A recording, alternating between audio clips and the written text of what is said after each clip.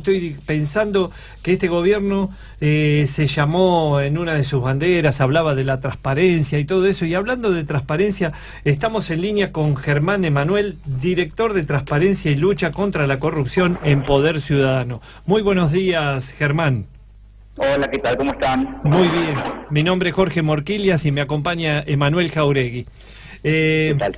Contame un poquito, a ver, ustedes lograron que, por ejemplo, el gobierno de Larreta pusiera las listas de lo que se pagaba por publicidad, ¿no es cierto? Sí, efectivamente, si bien ya había en el portal de datos de la Ciudad de Buenos Aires había cierta información, la información que contenían esas tablas no era suficiente para poder entender cómo se distribuía la publicidad oficial, por lo menos en el ámbito de la Ciudad de Buenos Aires. Soy de Poder Ciudadano hace más de 10 años que venimos haciendo un seguimiento de los gastos en publicidad oficial, tanto a nivel nacional como en la Ciudad de Buenos Aires y en algunas provincias, vinculado a varios aspectos, no solamente desde el punto de vista de lo que es la administración de los recursos del Estado y el uso indebido de esos recursos públicos, sino también la utilización de pauta publicitaria en épocas electorales, también como medios de presión o de censura indirecta a través del desfinanciamiento de medios de comunicación, una serie de aristas que tiene el concepto de publicidad oficial y esas grandes cantidades de dinero que se aplican para lo que debería ser la difusión de los actos de gobierno, que muchas veces se confunde y que se terminan usando para cosas que no son necesariamente el objetivo que tiene que cumplir. En un tuit de ustedes leí que Argentina sigue recibiendo una baja nota en el índice de percepción de corrupción, 39 puntos sobre 100. 39 puntos, ¿vos cómo lo ves? Para la Argentina, para los tiempos que estamos, ¿cuál sería el ideal? Porque no podemos decir, me imagino que 100 puntos no estaríamos. No, a ver, en el informe que se elabora anualmente por Transparencia Internacional, primero demuestra que a nivel global 3/4 países se encuentran por debajo de la línea media, por lo tanto, lo que muestra por un lado es que la corrupción es un problema global y que los países, los que se llaman más desarrollados, tienen quizás los mismos problemas de corrupción estructural que tiene la Argentina. Argentina en los últimos 10 años vino un pequeño ascenso, pero es un ascenso que todavía no demuestra políticas claras en materia de lucha contra la corrupción, y de hecho, si uno eso lo analiza en función de recomendaciones de otros organismos internacionales, lo que se nota por un lado es que más allá de las promesas y del discurso, Argentina adolece de un problema grave de falta de institucionalidad en algunos aspectos, vinculado principalmente a la prevención de la corrupción. Cuando uno habla de corrupción estructural, a lo que se refiere justamente es que la propia estructura es permeable para un hecho de corrupción, y no hay mecanismos ni de prevención ni de sanción o correctivos para poder ir directamente contra las causas. Tampoco sirve salir a perseguir a los funcionarios cuando vos tenés una estructura totalmente corrupta que no necesariamente sea la respuesta solo desde el punto de vista judicial. Acá hay que trabajar en lo que es la generación de un sistema de integridad que permita una coordinación suficiente y un horizonte para empezar a reducir los niveles de corrupción que tiene el país. Por lo tanto, si bien es cierto que se sancionaron leyes estructurales en términos de prevención de la corrupción, como la ley de acceso a la información, la de responsabilidad penal de las personas jurídicas, cuando uno empieza a mirar más profundamente, la práctica se hace muy complicada a la hora de poder llevar adelante la ejecución de esas leyes. Está claro, Germán, y en esa línea también te quería preguntar, porque en julio del año pasado salió un informe que decía que ningún candidato presidencial en el 2015 pudo justificar sus gastos de campaña. Habían detectado falsos donantes, asesores fantasmas, aportes indirectos de empresas. No sé si ustedes tuvieron la oportunidad de hacer algún tipo de investigación, o estuvieron al día o siguiendo eso. Sí, nosotros hacemos lo que hace muchos años que venimos haciendo un análisis de la información que la Cámara Nacional Electoral publica, que es en base a los informes que elaboran los partidos políticos. Y la primera sensación que da es que después la justicia la que termina demostrándolo, que los informes de campaña electoral distan mucho de ser reales. Y esto pasa también no solamente en este gobierno o en el anterior, digo, en todos los gobiernos y en todas las jurisdicciones que uno se pone a mirar, los partidos políticos que se encuentran en el gobierno en ese momento presentan una gran cantidad de aportes de personas que, si uno cruza listado, se ven que son todos empleados públicos, gastos que no se entienden los valores, digo, extremadamente excesivos o extremadamente baratos. Digo, de hecho, hasta el día de hoy creo que en la última elección ningún balance fue aprobado todavía. Por lo tanto, ahí hay que trabajar muy fuerte, no solamente en lo que es el control de los partidos políticos desde el punto de vista de financiamiento, claro, sino también en una ley que establezca parámetros claros y objetivos. Por ejemplo, cuando la prohibición de que las empresas puedan donar a la campaña electoral, lo único que hizo fue ocultar gran parte del financiamiento político, porque en realidad las empresas no es que dejaron de donar, buscaron alternativas para seguir donando. Claro. Lo que nosotros abogamos es más transparencia a la hora del ingreso de esos fondos a los partidos políticos, la bancarización de las donaciones. Digo, hoy se sigue donando en efectivo, puede donar cualquiera. Digo, no hay control en lo que es el financiamiento de los partidos políticos. Por lo tanto, a lo que vamos es a lo que venía sosteniendo al principio de la charla. Se necesitan mecanismos claros para prevenir la corrupción. De nada sirve ir a perseguir corrupción, porque eso implica que ya hay dinero del Estado que se lo llevó a alguien que no le correspondía, y es con todas las dificultades que tiene para poder recuperar esos activos. Claro, porque en nuestro análisis, sabes en lo que terminamos coincidiendo con Jorge, en que se protegen entre ellos. O sea, el establishment político se puede tirar con de todo, excepto con la financiación de las campañas, porque parece que eso es algo que comparten entre todos.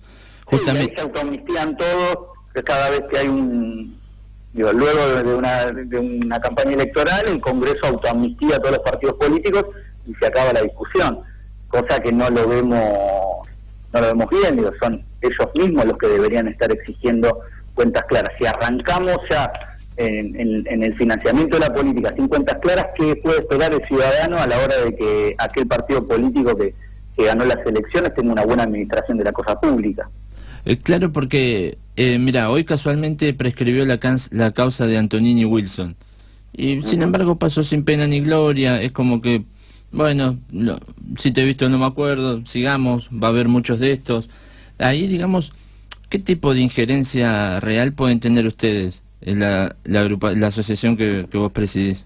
Bueno, a ver, obviamente el rol que tiene para la investigación y la persecución de este tipo de delitos sigue quedando en manos del Ministerio Público y del Poder Judicial en su conjunto. Claro. Ahora, lo que se está viendo en los últimos 20 años es un Poder Judicial que demora en la resolución de las causas, demora en la investigación, y por lo tanto causas que empiezan a caer por prescripción o por faltas de prueba. La cuestión que lo que ve el ciudadano es muy pocos funcionarios condenados por corrupción. El mensaje es muy preocupante en el sentido de que no se logra poder no solamente atribuirle responsabilidad a los funcionarios que han cometido el delito, sino también no poder recuperar esa plata para el Estado. Hay una demanda de la sociedad no solamente de perseguir a los corruptos, sino también de recuperar lo robado. Digo, hay una redefinición en ese sentido, por lo menos desde lo social.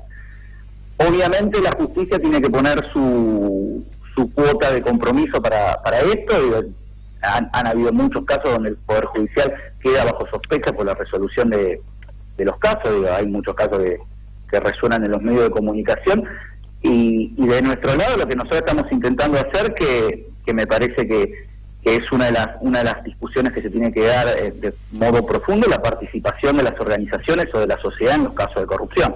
Entonces, justamente en La Plata estamos como querellantes en una causa que se está investigando, malversación de fondos públicos en la UTM Regional La Plata, que con dinero del programa Argentina Trabaja, en función de un convenio que se firmó entre el Ministerio de Desarrollo y la Facultad Regional de La Plata, donde han usado a consultores fantasmas por lo que vemos nosotros y por lo que estuvimos investigando nosotros, para malversar más de 14, 15 millones de pesos solamente en un año. La investigación está en pleno curso y se está investigando qué fue lo que pasó. A ver, perdón, 14 millones en asesores.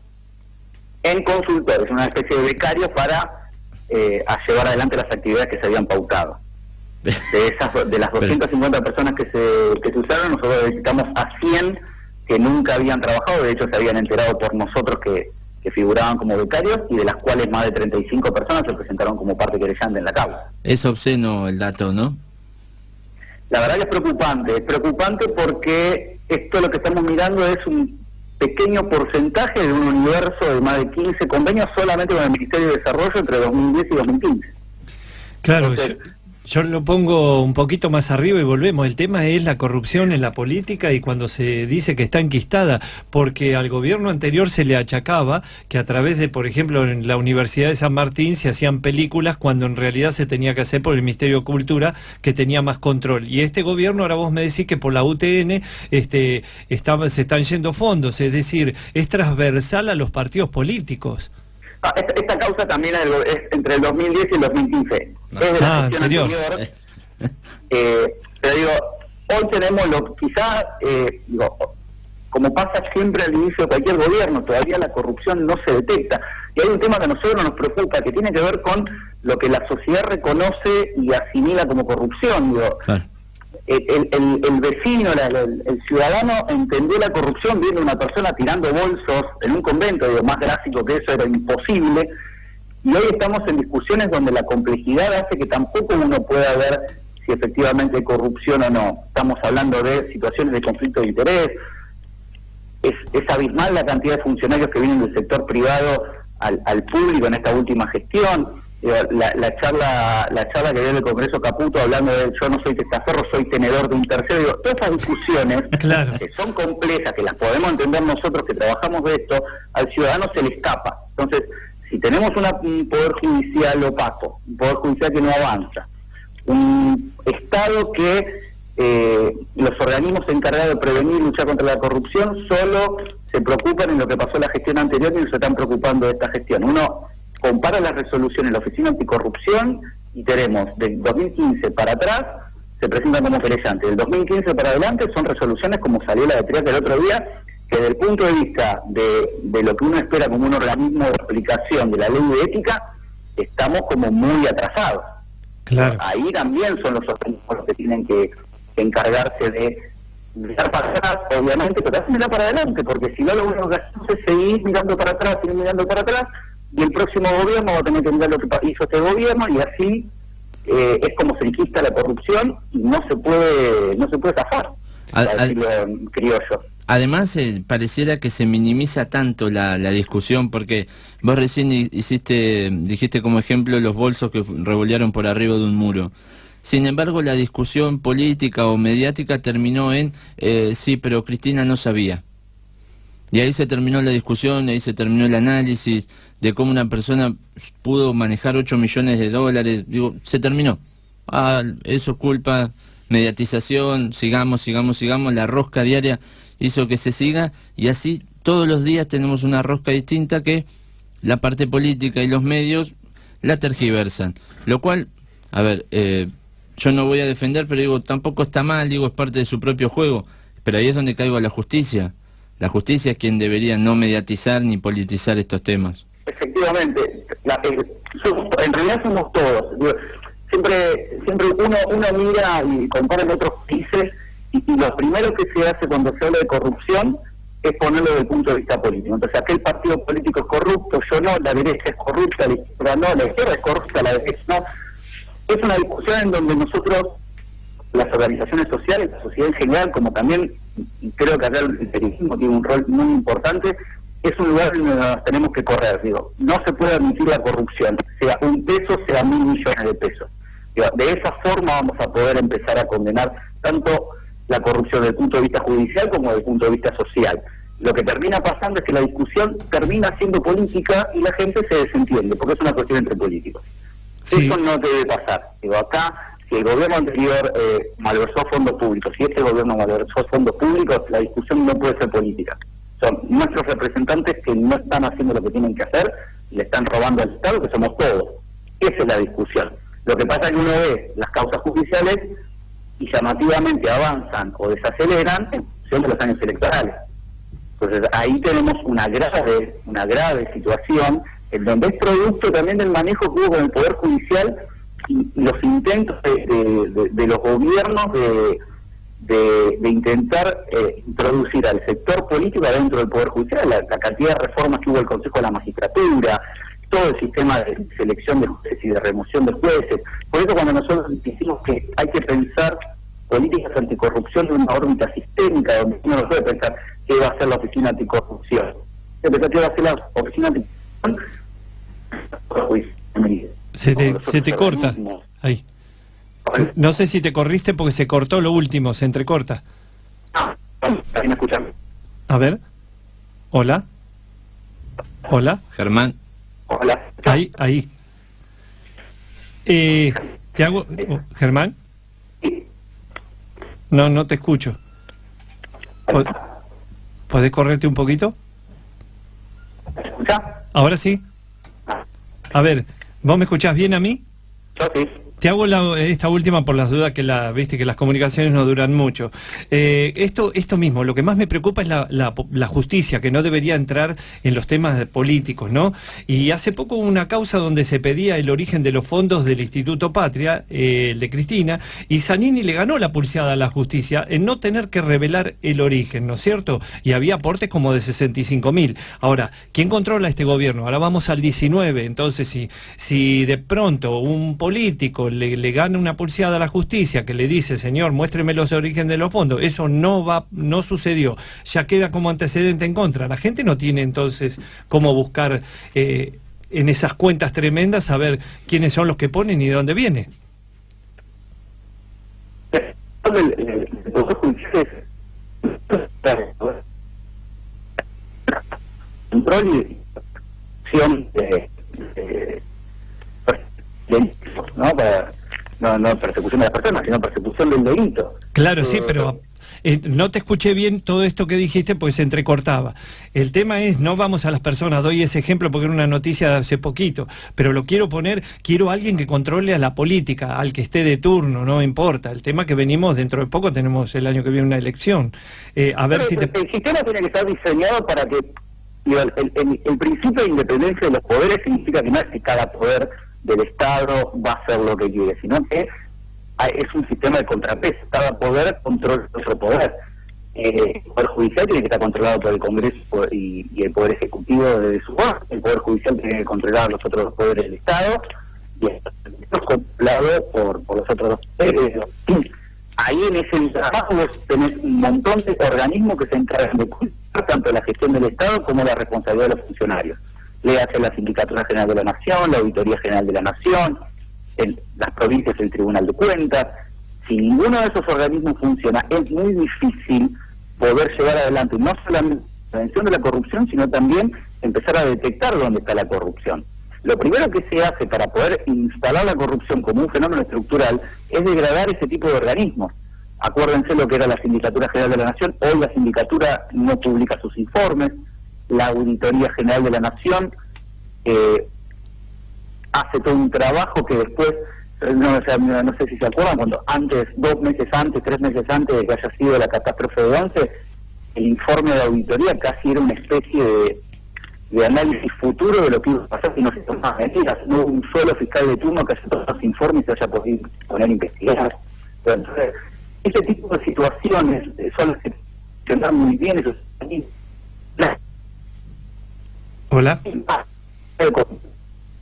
el país, acá no estamos hablando de policías con un soborno, estamos hablando de miles de millones de pesos que vacían de las arcas públicas y terminan en cualquier otro lado. Claro. ¿Y para ustedes el acceso a los datos está mejoró algo o todavía les sigue costando buscarlos? Sigue costando a nivel nacional, y la verdad que por lo menos lo que es la órbita del Poder Ejecutivo, de los 3 poderes del Estado, es el que más índice o tasa de respuesta tiene a lo que es los pedidos de información pública. Ya tiene una tradición de muchos años con el decreto 1172. El tema es que no es tanto la información que se publica, sino la calidad de la información que se publica. Hay información que quizás es poco relevante a la hora de poder seguir la buena gestión del Estado, y después cuando uno está pidiendo información que tiene que ver con tener las herramientas para poder hacer una un buen seguimiento de cómo se gastan los recursos públicos, ahí la información empieza a escasear. Caso Ciudad de Buenos Aires, nosotros tenemos una gran cantidad de litigios que tienen que ver con información necesaria para poder llevar adelante un buen control de la los informes. Dos acciones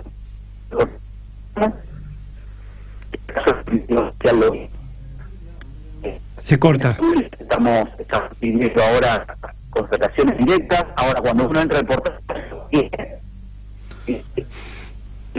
muy bien información, ¿no? Para poder ver cómo se el Estado, se otra información. ¿Quién construyó la vivienda? ¿Cuánto se pagó? Las empresas que contratan de la ciudad, por qué tantas contrataciones directas que no necesariamente. En fin, todas esas situaciones que van con el tipo de información que hay. Obviamente, ningún Estado puede publicar toda la información, no hay servidor que asista, salvo que tenemos los mismos servidores que Google, pero a diferencia de los países, cuando uno necesita información del Estado, eso todavía hay una se corta, se te corta. Lo perdimos ya casi definitivamente. Bien, ahí teníamos a Germán Emanuele, director de Transparencia y Lucha contra la Corrupción en Poder Ciudadano. Bueno, aguanta.